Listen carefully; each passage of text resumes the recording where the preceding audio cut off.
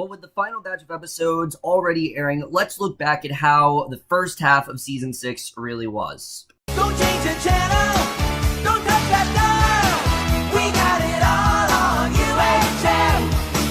Take off your sneakers.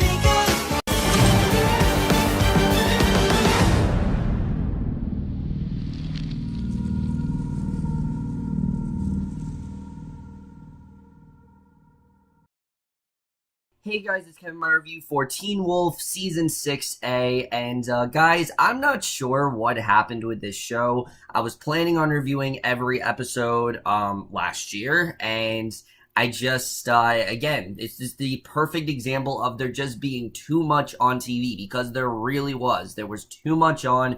I did not have time to fit Teen Wolf in there, and I wanted to, but by the time that I could, the season was basically over. So I said, all right, I'll just wait till it's over. But then I didn't end up watching because there were just other things on. So I said, all right, I'll wait till the show comes back. And now you will finally get my review the rest of 6A. Now, of course, I've already reviewed the first 2 episodes, as you guys know. I'm not going to re-review those episodes because, well, I've already reviewed them. I think it's kind of dumb to do that. What this is going to be is basically my thoughts on the rest of this half of the season, how it panned out, what I thought of it overall, and where I think things are going to go in 6B. Now, if you guys remember, I really enjoyed the first 2 episodes. I think they were both really solid. I was worried, though, that the season would get just a little too rushed. And I have to say that while this isn't a perfect first half of the season, I still really enjoyed it. I think this was a very well done first half of the season. That was a really terrific mystery that really took the show in some really new, darker directions, and they tackled some things they really have not tackled before. And in general, I definitely really did enjoy what we got this season. Again, there are a few things I think hold it back from being truly an absolutely great season. However, compared to what we got last year, this is a lot better. I was really happy with the way things did play out, but we're just going to jump right into it. I'm going to talk about the major things that happened, and we're going to start off with episode 3.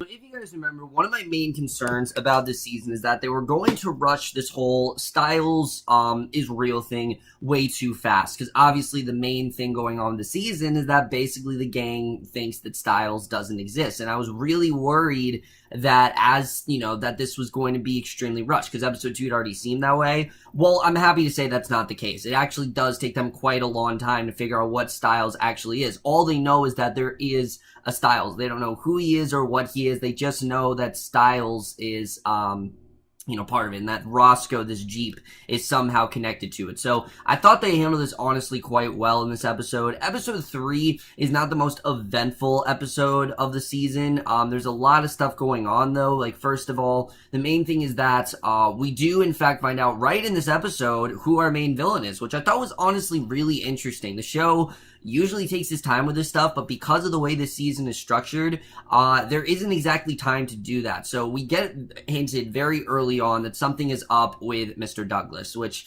I think we could kind of tell from episode 1. Just something about him seemed really shady, and it is in fact revealed that he is somehow connected to the Dread Doctors. Basically, in the end of the season 5 finale, he was actually in a liquid-filled tube in their lair, and basically, he has this really severe coughing fit, so we don't know what's going on, but there's clearly some mass connected to a tank marked helium, so we don't know what that's all about. Why is he doing all this? What's really going on there? We don't really know what that's all about. I think it was definitely very interesting what we did get there. But the main stuff going on this episode has to do with, like I said, the whole thing with Stilinski. Obviously, first of all, we find out that Sheriff Stilinski's name is Noah this season, which I think was interesting that they didn't reveal his name till this season. And it's mainly because he hasn't really been as major part of the show as he was until this season. Sure, he's been in the show basically for the entire show, but this is the first season where he is actually a main character. And he is in every way that main character. And Lyndon Ashby absolutely killed it this season. I loved what he did on the show this season because basically he's led to believe that there is no son. That him and Claudia, they've been together for years, and that they did not have a son named Stiles, and that the kids are just crazy. There's no way that there is actually a Stiles. That they basically have been living here this way forever. And that's kind of what the Ghost Riders have done to them, is that they've made them think that this is what their lives really are, which again I thought was overall really interesting the way that was done. But this gets them to talk about Elias Stilinski, who was basically this army engineer who went by Stiles, and he currently lives 3 towns over in a nursing home. So they think that this is the person that they need to find first, this very old character. But basically, Scott explained that they believe someone was taken from them and that the Ghost Riders had erased their memories. And, they know very well that someone was taken from them. But again, I like the way that this isn't rushed. Like, they really do take their time with this. And, basically, they meet this old woman who walks through a living room, and it seems that no one but Lydia can really see her, which that goes down a lot this season. Lydia is a huge part of what's going on here, and there's a lot of things this season that Lydia can see that no one else can see, which I thought was really interesting the way they did that. But she stops and says that the following stops have been canceled. We don't know what this is all about, but there's the sound of a train that fills the room, but again, only Lydia can really hear it, so we don't know what that's all about. But when Lydia reaches out to touch her, Claudia calls out, and when Lydia turns back, the old woman is just gone. So Lydia's kind of thinking, oh, holy shit, am I going crazy? She doesn't really know what's going on here. But I thought that was definitely very interesting. And then also in this episode, we have this character of Gwen, who is a friend of Hayden's, who's trying to find her lost sister Phoebe, who obviously was also taken by the Dread Doctors, and Hayden trying to help her out. I thought that stuff was definitely really good, and they don't exactly know what to do about her because they need to keep an eye on her basically at all times, and Hayden believes that she's going to be at Nathan's party looking for signs of her sister. That's what's going to happen here, and Liam says they can keep her safe in Nathan's house because they need a place where Supernaturals can get in. Again, I thought all that stuff was just really interesting as a whole, and again, I thought they did some really good stuff there. But eventually they do in fact track down Elias Stilinski, and Elias is in the state where he thinks it's still 1976, and he thinks that it's the week before his son's birthday, and it's so bad that when Scott is talking to him, Elias Stilinski thinks that this is Noah, and it's a really sad scene the way that was panned out. But again, I thought it was really good stuff. It got us more into Stiles' family history, which we really did not know a ton about, and I like that we really did dive deeper into that this season. Again, we haven't known a ton about Stiles, and I definitely did like seeing that, and he becomes more agitating. He demands the group starts to leave, and he finally comes to his senses eventually. Because basically he shouts that he's Mr. Stilinski, and he wants to know just who the hell they think they are, and he has all his faculties back. He knows that Scott is not his son. In fact, he actually knows Scott's father, we find out, and he says that he couldn't handle his liquor. He cheated on Scott's mother repeatedly, and basically, it's just, things are getting worse and worse, and Noah does burst in with the formerly knocked out nurse, and while Noah's angry, his father's actually very calm, and he says that they were just having a nice conversation, and as they leave, Elias becomes agitated again. He screams that he's not even there, and the sheriff asks to repeat what he said, but Elias is instantly confused again. He simply asks if it's time for medication, so again, he's in this state where he just thinks that, this is his son, and it's really sad to see the way that was done, but basically, at the sheriff's station, eventually what does end up going down is Scott, Malia, and Lydia, Natalie's yelling at them for what they did, obviously, and Claudia walks in, and basically he says that those kids did a dumb thing, but their hearts are in the right place. Again, he doesn't know what it's all about. He is under the illusion that they didn't have any kids, and it's really sad to see. We know how close Noah and Stiles really are, so the fact that the Ghost Riders have completely erased every possible memory of Stiles is just really sad to see.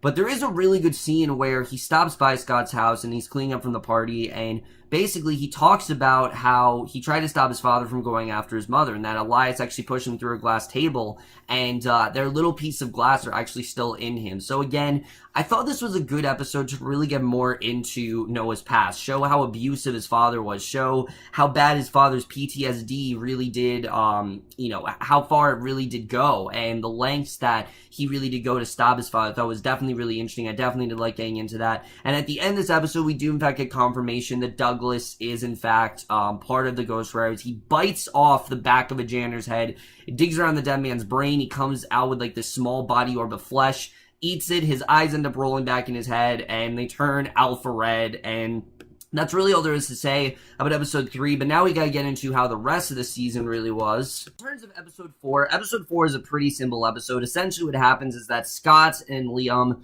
they're trying to keep the lacrosse players from getting abducted in the Wild Hunt, because obviously the Ghost Riders are coming after whoever they want, and they're trying to make sure that it doesn't happen. Long story short, it really does not work out well at all. Most of them are gone, especially this character of Nathan. He actually is taken, and both Gwen and Nathan, they actually are taken in the Wild Hunt, and obviously they start to realize that something is going on, and basically, she falls into Scott's arms before disappearing, and it's crazy. You could tell they were obviously trying to prevent it, and Liam's blaming himself for this, but Scott tells him that's not his fault. He takes the blame on himself. He says that they both should have defended the bunker and tried the thing with the lightning rod, as they would have given them a better chance, and Liam's still very miserable about it, but Liam actually becomes team captain, and he's happy, but at the same time he's not, because he had to lose a lot of people to actually get here. Literally lose them. I mean, they're gone in the Wild Hunt. He's lost them, and they're just gone at this point, which was really sad to see. But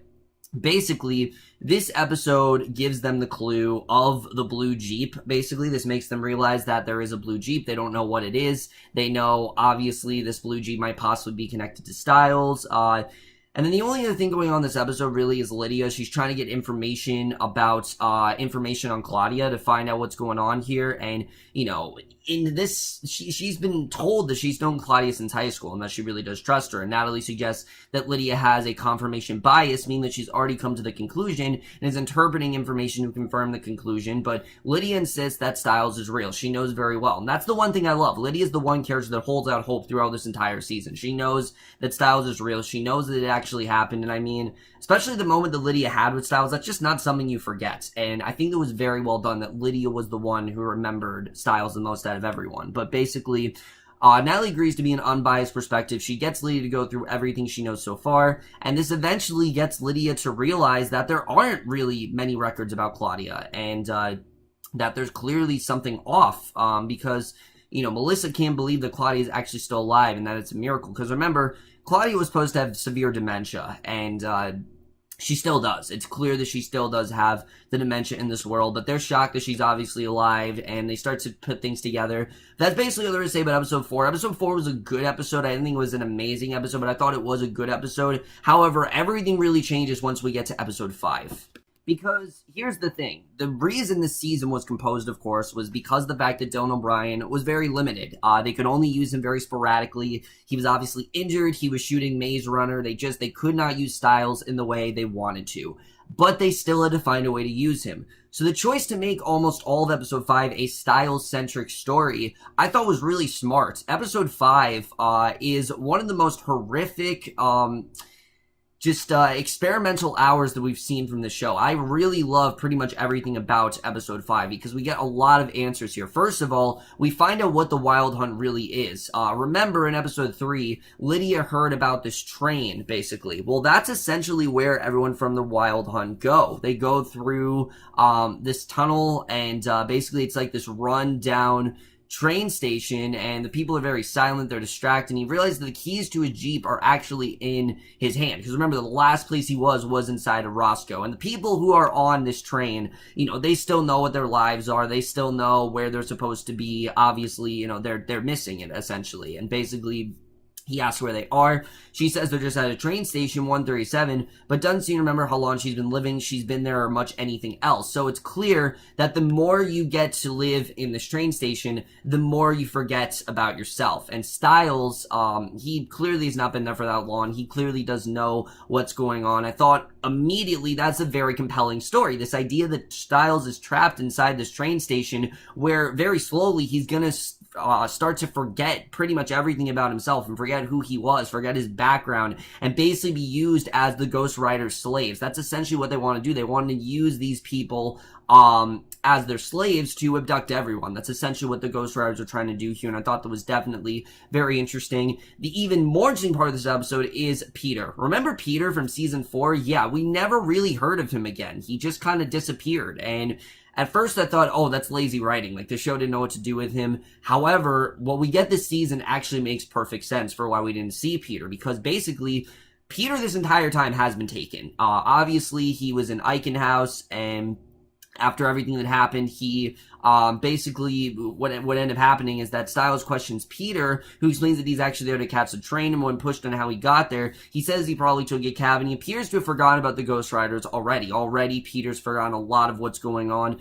and Stiles seems to be the only person to remember, as the others are, again, just they're clearly losing their minds, and they're not really remembering anything. They're very docile in that regard, and it's really sad to see. But I never thought someone like Stiles and Peter work together. I mean, we've always known how against each other Stiles and Peter really were, but the fact that they really were working together, I thought was definitely really well done. Because Stiles, of course, he knows Peter's true purpose. He knows who Peter truly is, and us getting to Peter's backstory, I thought was really interesting, honestly, because basically we realized that Peter was taken here, and that pretty much everyone has forgotten about him at this point. That's what's gone on, and basically, Stiles explains the lockdown power Agent Eichenhaus was actually 3 months prior, and Peter is shocked that nobody really missed him at all in that time. And, again, it's not because they didn't miss him, it's because the Ghost Rider just erased all the memories, and that's why not a single person talked about Peter last season. Again, I know it's a bit of a stretch, but it honestly worked. I think they did a really good job with adding this to the story, because I thought they just simply forgot about him, and clearly that's not what's going on here. I was glad to see that that's what actually did happen, and as time goes on, basically, we got Scott, we got Lydia, and we got Malia, and they get closer to finding out more about Stiles than ever, really. Basically, when we see Scott is exiting the classroom, he's looking for the sound. Malia joins him in the hall, she heard it too, and they go in search of the source, and basically Lydia is staying in front of the blue Jeep, and the sound is actually coming from the police band radio inside, and it turns out this radio is the one thing that they can actually communicate with Stiles on, because once Stiles is on this radio, they actually do hear his voice, and it's this incredible moment where basically, yes, they do start to remember Stiles, and like, holy shit, this is actually Stiles, and Lydia realizes she's not going crazy, and Scott realizes that there actually is a Stiles, and it's just such a poignant moment. I thought it was perfect to do it halfway through the season here. But then we get to the ending, which I really did love the way this episode ends, because basically Stiles is given a choice, that he can stay there, or Peter can, basically stay there. And Peter, he's ready to die. He really is. Because obviously, Stiles says that he believes that Peter is risking being incinerated, for Malia. Because obviously, him and Malia really did not have the greatest relationship, and he really wants to fix that. But basically, that does come with a price. Because Malia basically could be the next person that is taken, and he obviously wants to stop that from happening. So he literally basically dies for her. He's all burnt up throughout the next episode, and it's crazy to see, but the fact that Peter actually did this, it takes Peter in a much more heroic direction. I thought they actually handled that really well. This could have easily been very forceful, but they honestly handled it in the perfect way, and I was very happy with the way this did pan out. The fact that Peter actually was on their side, I thought was definitely really well done. And again, the way this episode ends, they realize that Stiles is in fact alive, and it really takes us into what is a extremely thrilling second half of the season. I really love this episode overall. I think Dylan O'Brien absolutely killed it here. It's one of the most different episodes the show has done, but I think it was an absolutely necessary episode, and I really did love what we ended up getting here. But like I said, while I think the first half of the season was really great, it's really the second half of the season that really helps it stick out. I mean, we got some incredible stuff in the second half. Episode 6 in particular is very interestingly structured, because it's basically divided into 3 separate chapters. First one is Lydia going to this place called Canaan, because Stiles told them to remember Canaan, and they have to kind of try to figure out what this world is all about. So Lydia's washing her hands in front of a mirror, and she suddenly shifts to that of another woman with wild curly blonde hair, and it reaches out to the mirror and is pulled inside, and she's suddenly in the street in the town of Canaan, and she races to catch up with the blonde woman. There are these families that are enjoying a cookout, and this rickety carousel then spins slowly with children riding on faded and badly paint-chipped horses, and she notices that one of the horses is completely covered in blood. So the skies are darkening, chaos is ensuing. A man is then running from the house and disappears into a puff of green smoke, and she's screaming people, they're running in all directions, and we don't know what's going on here, but this woman's just screaming at her, it's not real, we don't know what it's really all about, but we realize quickly that Canaan is actually dated in 1987, and it's dated April 8th, 1987. So the carousel actually creaks into the background, and they head toward it. Malia and Scott eventually do find her there. You know, she informs him that they were actually arrived in Canaan. So they do find where Lydia is, and Lydia actually touches him. She explains that his mom is not really there. And Scott says that he saw her, explains that it looked as if somebody took a bite out of her skull. So there's no way that Claudia is real. They know at the end of this episode that there's no way that Claudia is possibly real at all. And basically, Lydia points out that there's really no one there to ask, and basically, we see that there's a small boy standing across the street with his back turned them. They call out to him, and he actually runs off, and they chase him, and then we meet this character of Lenore, and I'm not gonna lie, this doesn't really tie into much of anything. Like, I thought this was a cool episode, but this particular plotline we don't really get into much of it. There's this woman named Lenore who seems thrilled to have visitors and greets them warmly, and she says that Caleb will be happy to see them because it's been a long time to see that anyone to play with. She invites them in, offers them lemonade. Lydia realizes that she's actually the same woman that she saw earlier in the mirror, and they notice things flowing the glasses of lemonade, and they don't drink it, and Malia takes several deep gulps and drinks half the glass. She and Scott tell Lenore that they're looking for Stiles. The woman says it's been a while since anyone actually came through Canaan, and when they press about how long it's been, she seems not to remember anything. Like, it's kind of like Canaan didn't exist, and we realize that Caleb is actually someone who did in fact die, and it's a very sad moment the way this panned out, but eventually Lydia does confront Lenore about the disappearances, and basically, Lenore says it's not her fault that the riders didn't take her, and she obviously is very upset that the riders didn't take her, and she actually turns out killed Caleb because of it. And again, I thought this was an interesting setup, but I just didn't really feel a ton toward it because it just didn't really go much of anywhere. It was cool the way this went, but it just in general there really wasn't much to this. The stuff that we do need to have in this episode actually has to do with catching a Ghost Rider, where basically Liam and Hayden come up with this really dumb idea that if they want to get a Ghost Rider, they can simply just catch one, which is a really dumb idea overall, but that obviously comes with a price. They decide that in doing that, they actually want to try to catch a Ghost Rider, like I said, and in them doing that, they end up finding Theo. They actually do find Theo, and obviously they're very on the fence about it, but at this point they really could use all the allies they can possibly get. They're not really interested in working with Theo, but that's basically the way things do end here. But now we gotta talk about the way the last 4 episodes really do pan out. Here's the thing with Theo. As you guys know, in the beginning of season 5, I was a fan of him. I thought he was a really good villain. I thought that he was very intimidating. Then towards the second half, it just seemed like they didn't really know what to do with him. So the fact to bring him back and kind of give him this redemption arc, I thought was really well done, honestly, because basically we realized that ever since Theo died, essentially, he has kind of been reliving this thing over and over again where his sister, who's now heartless, dragged him down to the hole at the end of season 5, as we know, and this returned him to the land of the living at the end of the previous episode. But we realized that in doing that, he's basically been going through this repeated cycle where his sister keeps taking his heart and he keeps dying, and then he wakes up and then he keeps dying. It's like over and over again, and he just can't seem to stop it. And they place it into his body to actually make him a chimera. So in this episode, we see that they're obviously very untrustworthy. Theo's obviously very untrustworthy. They really don't trust him. They're literally keeping him on a leash because they don't know if they can really trust this guy. However, again, they really do need all the help they can get. And he gives them a lot of information about the Ghost Riders. He really does provide them with a lot here, that he'll help them if Malia promises not to kill him. And again, I thought this was interesting the way that this was played out. Eventually, they actually do learn to trust Theo, which I really did like seeing. I was glad they actually do get Theo on their side. I thought that was definitely well done. And basically, Liam, Corey, Hayden, and Mason, they still have this plan that they're going to try to catch a Ghost Rider, and I mean, you knew it was not going to go well. You knew that there was no way this was going to go well at all. It was a really dumb plan as a whole, and you just knew this was not going to go well at all.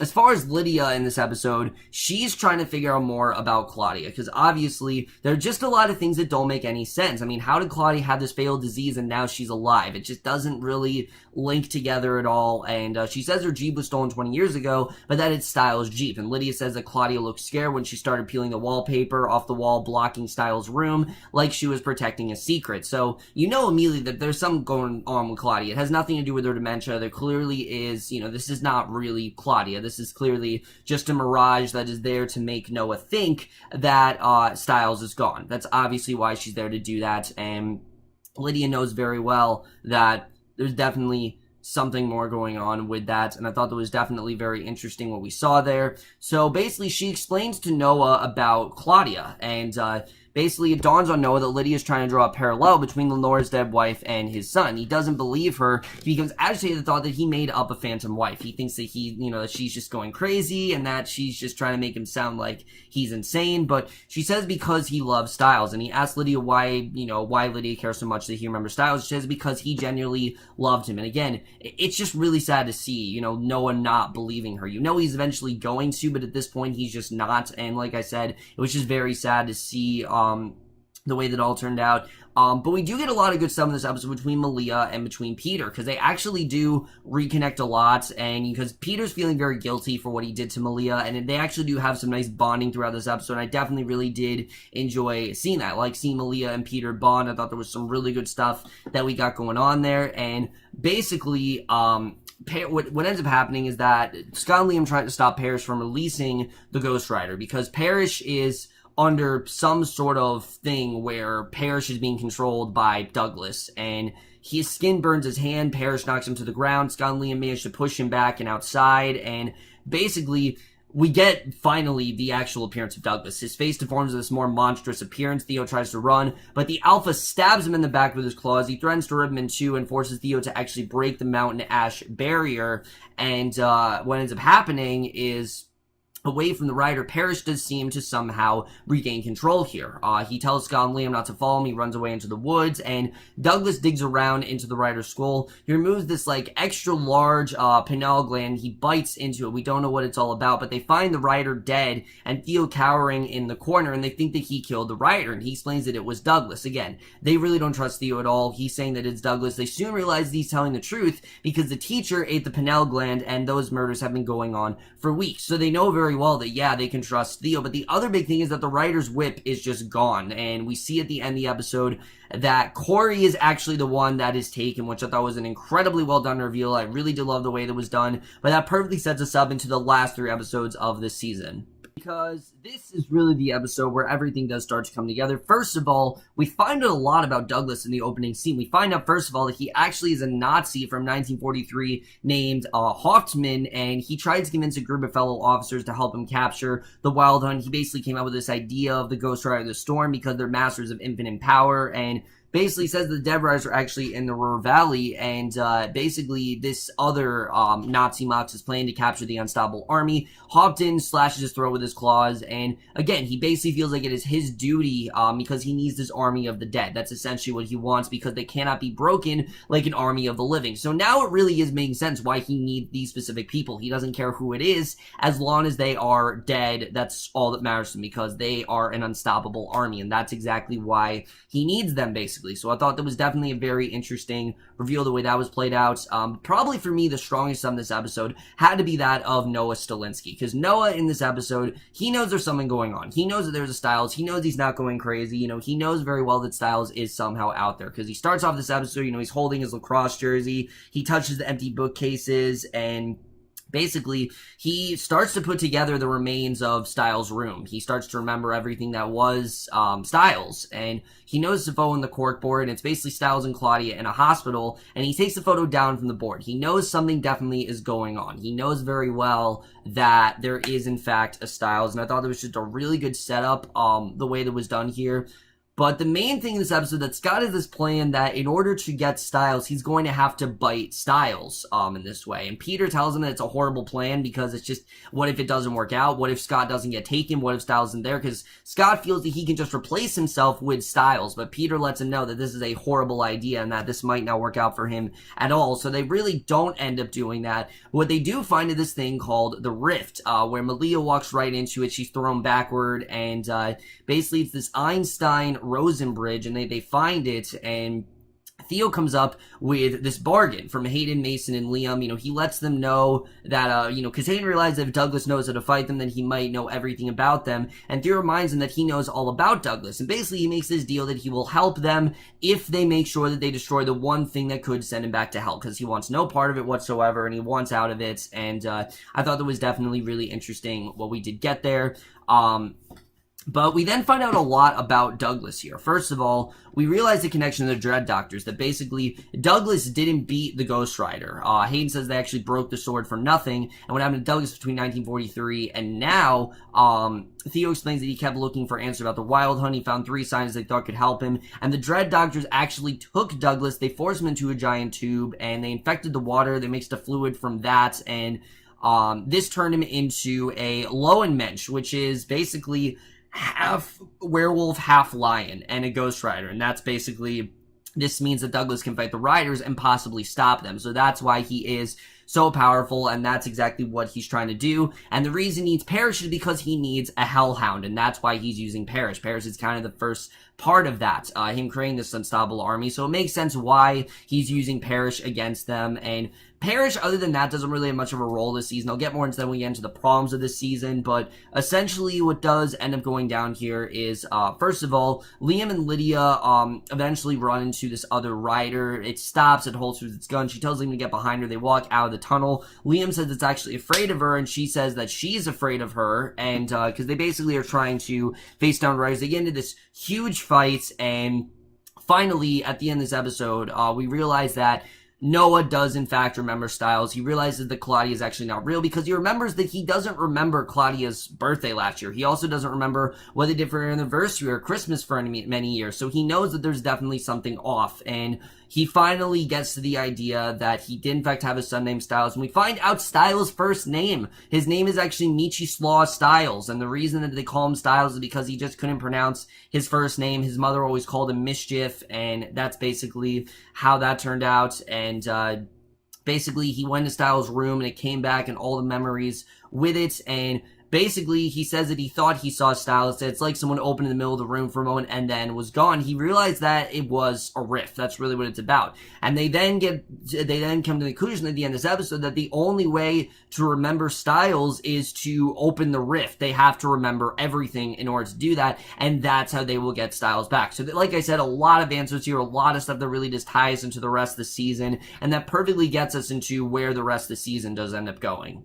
Because episode 9 is essentially Flashback City. I mean, there are so many things that all the characters remember. You know, Scott's trying to remember Stiles, Lydia's trying to remember Stiles, Malia remembers Stiles, and they pretty much do end up quite successful. There's not a ton to say about this episode other than the fact that they do in fact remember Stiles. They remember who he is in this episode. They know obviously that there was a Stiles, and basically, you know, Noah's trying to figure him out, and they're also trying to free Theo because they realize that Theo really could help them. And Noah asks Theo to tell him one more thing about Stiles before he'll let him out, and Theo doesn't at first. He just grabs the bars. The sheriff turns to go, but Theo calls after him. He says that Stiles is actually smart enough not to trust Theo, and that's something we did see in season 5, that Stiles did not trust Theo in the end of it. It was Scott that trusted him, but Stiles never really trusted him. He was able to see through him, and again, I thought it was a really good reveal. The way I thought it was a really good, again, redemption arc for Theo to basically say, look, you can trust me. You know, Stiles was good because he couldn't, I couldn't outsmart him, and I thought that was definitely a really well done reveal, and it also showed why, in general, you know, Stiles is a lot smarter than Scott in that regard. Not that Scott isn't smart, but definitely Stiles isn't as easily manipulated as Scott can really be at some point. So basically, the way that this works is the more that they get inside these memories, the more they start to actually be lost. And both Scott, Malia, and Lydia are near death in this episode. You do see them, they're near death. And meanwhile, Liam, Hayden, and Theo, they're all trying to track down these Ghost Riders and capture them and just do what they can to make sure they go away. And they're trying to confront them. It really doesn't end up going well at all because basically they all get taken. Mason, Corey, Hayden, they all get taken. Theo gets taken as well, and basically, Theo quickly shoves Liam into the elevator. He says that he's going to be the bait. He turns to face the Riders alone as the doors close with Liam inside. And I thought it was a really well-done scene for Theo, that he's willing to sacrifice himself for the Riders, because he doesn't really feel like he has anything else really to do, and that's really all that there is left. You know, that basically they're the only ones left, Theo and Liam, and eventually just goes down to them. You know, Hayden, Corey, and Mason, they're elsewhere. They obviously don't forget them because they're not just going to fall for the Ghost Riders' tricks, so they don't forget them that easily. But we get to the end of the episode where Lydia actually finds out she remembers her kiss with Stiles. She remembers the relationship that they really did have, and this causes the rift to in fact open. It looks like the light in the room changes, everything begins to shake. It looks like Stiles is about to come through the tunnel, and Lydia then whispers, Stiles, you think that Stiles is going to come back, and now we're going to get into episode 10, into the finale, and really talk about what ends up happening here. So if there was any indication that Stiles would return in the finale, there isn't any better indication than how things do pan out here. Stiles does very quickly get back to the real world, but it takes him to reunite with his dad first to realize that, yes, he can in fact come back. And I thought it was just such a well done scene with Noah, after a whole season of not believing that he had a son, and under the illusion that him and his wife have been together for so many years, him realizing that Stiles is actually alive and him having him back. It was just a really satisfying moment. That's really what I can say about this finale, is that's very satisfying, and it really is the end to Stiles' arc, because I'm pretty sure this is the last episode we're going to see Stiles in, at least for a while. I know Dylan O'Brien, again, obviously he was busy filming The Maze Runner, and I don't think he's in the second half of the season. I could be wrong, but I'm pretty sure he's not in the second half of the season. But Stiles does in fact return. It takes him a little bit to find Lydia, because he actually doesn't come through the rift at first. He ends up in his car, because that was the last place that he was before he got taken. I thought it was just such a well done scene. I love the way that was done, and he eventually does find Scott and Liam, and they obviously are trying to take down Douglas, and I thought just the way that that was done with him saying, you know, do you need a Stiles, and him knocking him out, I thought was so well done. I love the way that was. And basically, you know, Stiles realized that he really did miss a lot. He doesn't know what's going on with Parrish. He doesn't really know what's going on with Douglas. All this stuff he is very out of the know about. And obviously, Liam attempts to inform them that Douglas and Parrish are back on their feet, but Stiles mistakes this for a request for a hug. They interrupt with a strong embrace, because Liam, you know, he tries to reunite with all them, but obviously they need to take down Douglas and Parrish. That's like where their main thing lies right now. As far as the rest of this episode, we do see that there is a lot of people who are inside the Wild Hunt at this point. Obviously, Mason and Hayden, they've been running around inside the Wild Hunt fam train station for a while, and they do actually track down Corey, because Mason recognizes the voice who keeps saying the train's gonna arrive in however many minutes. He realizes that Corey is the one that's doing that, and Corey doesn't remember them at all. He's under this spell or something where he is basically the one calling out the numbers of the train, and basically, Liam's adamant that they have to try to track him down. Again, finding Corey, I just didn't find as strong as an arc, because I've never really cared for the character. I've said this before, Corey's a character I just find very bland, and that didn't change this season. I didn't really feel anything more towards this character than I did the other seasons. I thought there was some good stuff with him, but in general, I just didn't really find him being the most interesting of characters. I think there are a lot more interesting characters out there, but his voice comes again from the speakers in the Wild and saying the train will be arriving in 17 minutes. Eventually, they do, in fact, get Corey out of there, which I thought was really well done. But basically, we see there are ghost riders pretty much everywhere at this point, and we get the scene where Malia growls at the rider in the library. Lydia steps in front of her, knowing the rider won't actually attack her, and Peter's not convinced. It takes Peter a while to actually reunite with Malia, but he does, and another rider appears and whips at Malia, catching her arm. She yells in pain. Peter hears this, and in concern for his daughter, he turns his back on the rider that he's fighting. And again, I thought this was just such a well done scene, that he would put his life before Malia's. This was exactly the redemption arc we needed for Peter, and he pushes Malia to relative safety. He takes on both riders at once, because he just doesn't feel Malia is going to be able to do it, and he yells for Malia to run, but she turns back, rushes to help him fight them, realizing that he really does care about her, and that he can't possibly do it alone. I just thought it was a really well done scene. But Lydia and Stiles do reunite here, which, again, I like that they did get these two together. A lot of people are saying, oh, why, what's really going on with Malia and Stiles? Honestly, I didn't really feel like those two really did have anything. I really didn't feel like those two had a very solid relationship, so I'm really not upset that they broke Malia and Stiles up. I think Lydia and Stiles, they've been more endearing, and they've been more beloved than ever, so I think this definitely made sense why this season they decided to do that. I think it made sense why things did go down the way they did. But we do get this pretty awesome fight scene between Scott and Douglas, and it was great. I really love the way this was done. They're squaring off with each other. They seem evenly matched. You don't know who's really going to win here. And Scott rushes towards the railroad switch, and Douglas blocks him, but Scott knocks him down. They hear the train whistle. It's very close. More riders are approaching, firing their weapons as they come. Malia rushes into their midst. The light from the train is actually growing closer. She manages to grab a whip from one of the riders and toss it to Scott. Douglas realizes what's happening, but he can't react fast enough as Scott actually cracks the whip towards the switch, catches it, pulls it back. The train actually tracks slide over to connect with the set of tracks heading away from Beacon Hills. The train barrels by, its horn blares it as it heads out of sight. He lets out a loud and prolonged growl, and basically, it's time to disconnect Corey, who tells Mason it's okay because he'll heal. They begin pulling out the wires and other connections, and all over town, people begin disappearing as the worlds separate once more. It's a really well done scene. The riders in the woods actually do surround Scott, and the sky flashes with lightning. The thunder rolls. Suddenly, the riders actually holster their weapons and begin walking away. Douglas yells after them in German. He commands them to return, and he says that he's their master, that he needs them as his army. He raises his hand, discovers that he's actually wearing gloves like the riders. His face goes all wooden, his eyes are turning black and cavernous, and he's now a Ghost Rider. Realize the only difference between him and the rest is a red armband with the swastika of the Nazi party. And then in a flash of green lighting, all the riders disappear, and basically everything's back to normal. I thought that was a really well done scene, but before that, we did get a really great scene between Stiles and Claudia, where Stiles realized that Claudia wasn't real, and he had to try to push back. And again, it's sad because Stiles obviously doesn't want his mother back, but she's just not real. I mean, that's just kind of the truth of the matter. She's not real. Stiles knows that. I thought that was really well done overall. But we get to the end of the episode, and it seems like everything's back to normal. I mean, Parrish is back in the sheriff's station. Noah's there as well, and basically everything's great. We see Chris, Melissa, and Mason, they're wheeling Corny onto a gurney through the hospital. It too is back to normal pretty much, so I thought that was definitely interesting the way that was done.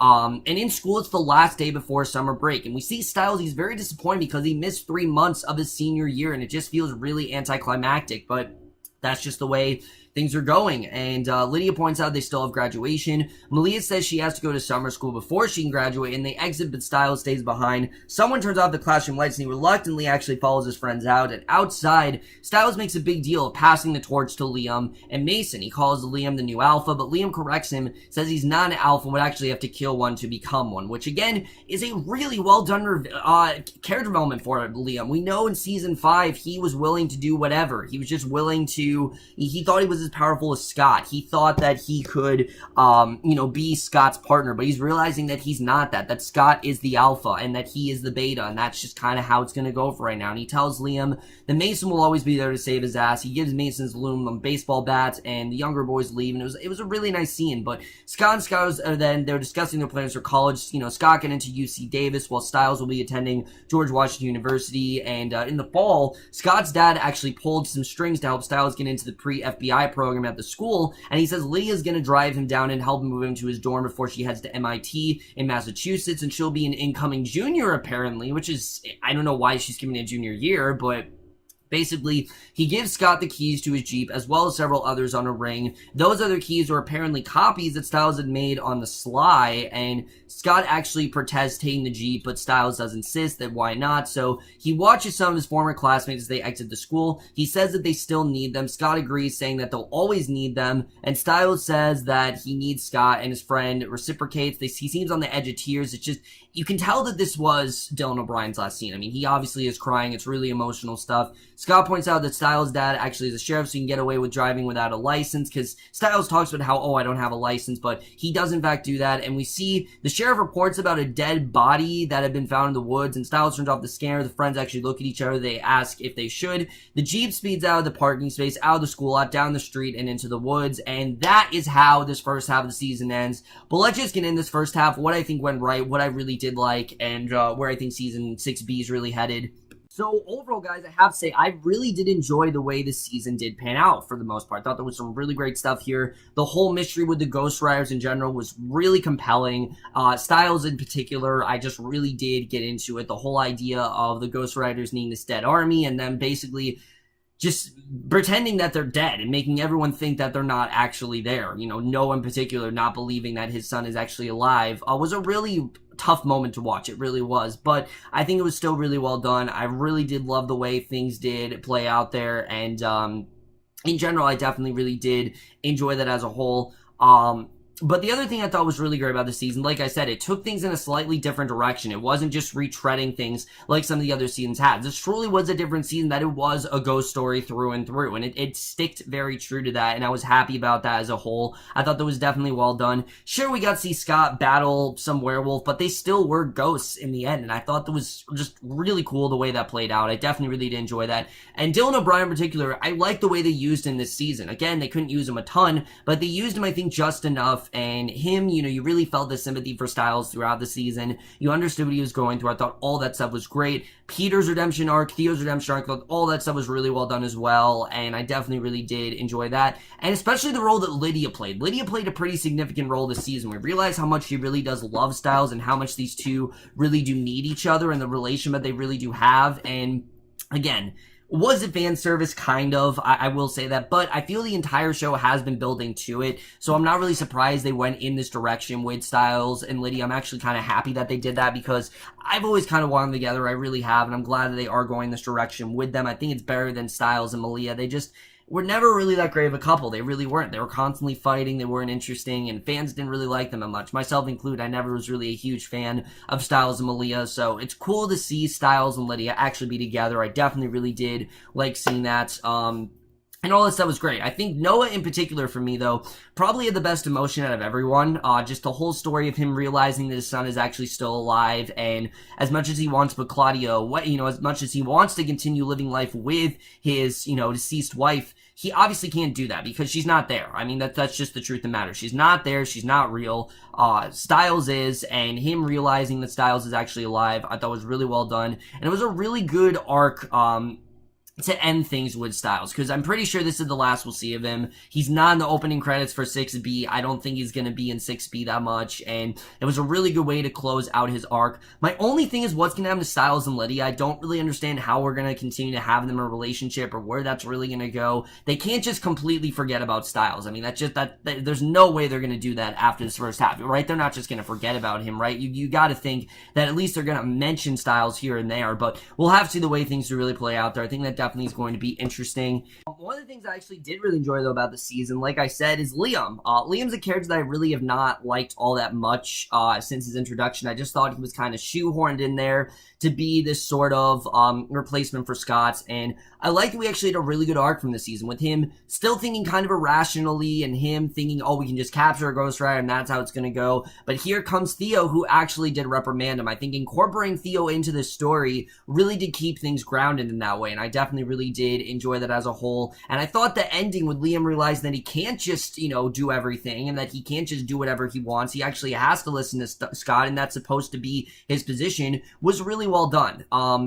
As far as Mason and Corey, though, they're just not that interesting of characters for me. I'm still really not as interested in their characters as a whole. Sure, Mason had that arc last season, but there just isn't really a ton going on with them this season. I really was not too interested in them. I get it that obviously Corey was taken, but I just never was really that into his character. So all that stuff I never was as into, but I did feel like Liam, Hayden, and Mason did play a much better role into the pack as a whole this season than they did in previous ones.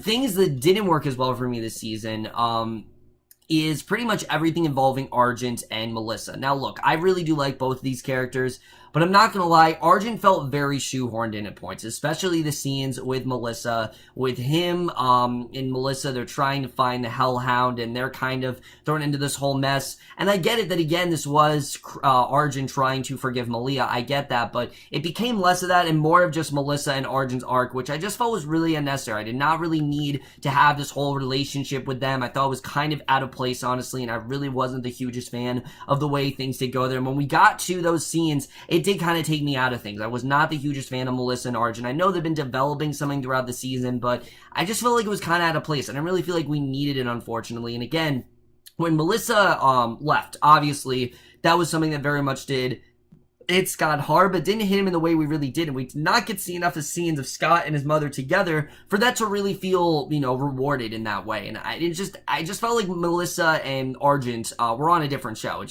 felt like they were very much kept apart from everything. I get it that obviously she was still a doctor. They were trying to find the Hellhound and things like that, but I just wasn't a huge fan of it. Parrish as well. They really have completely limited Parrish at this point. I mean, they've delegated him to the smallest role possible. He really has not done much this season besides what I talked about with him basically being Douglas's him kind of being forced into helping Douglas and Douglas kind of putting him under this thing where he is subservient to him and things like that. Other than that, we don't really see much else with Parrish. I think that definitely was a problem. And there definitely were a few things in there, like the whole thing with Lenore just didn't really amount to anything. I get it that obviously that had to do with the Ghost Riders, but it just didn't really amount to anything in the end. It obviously did help Lydia find out more clues, but in the end, I just didn't really feel like it amounted to as much as it should. Other than that, guys, I definitely really did enjoy this first half of the season. I think it was very well done overall. I don't really want to talk about where 6B is headed because of the fact that it is going to be two very different types of seasons. And I think that's the thing that's really going to strengthen this. That worked for season 3 very well, and I think it's also going to work very well for season 6. I overall definitely did enjoy this first half of the season. I think it was extremely well done, and I am going to give the first half of Teen Wolf season 6 an A-. And with that, guys, that's it. I now have finally reviewed the first half of the season of Teen Wolf. I know you guys have been waiting for this review for a very long time, and, well, now you finally have it. Again, I'm sorry. I apologize for the wait, guys. I'm sorry that I did not get to review this earlier, but I figured I might as well because Season 6B literally came out tonight, and I really want to be able to watch it very soon, so you can definitely look forward to that review coming in a few days. If not today, then, in the next few days, definitely. But that's in my review. Hope you enjoyed. Let me know what you guys thought of this first half of the season overall. Left your thoughts, and I don't know where the second half of the season is really going to go, but I just know it's going to be really satisfying. Obviously Jackson and what the hell is his name? Aiden, they're coming back. I know characters like that. Derek's coming back too, so I'm definitely looking forward to seeing the way things do play out there. I don't really know how they're going to handle Stiles for the rest of the season, but I guess we'll just have to see. That's my review. Hope you enjoyed. We'll see you guys in my next video, which will be for Game of Thrones, and we'll see you guys for that. Okay, bye.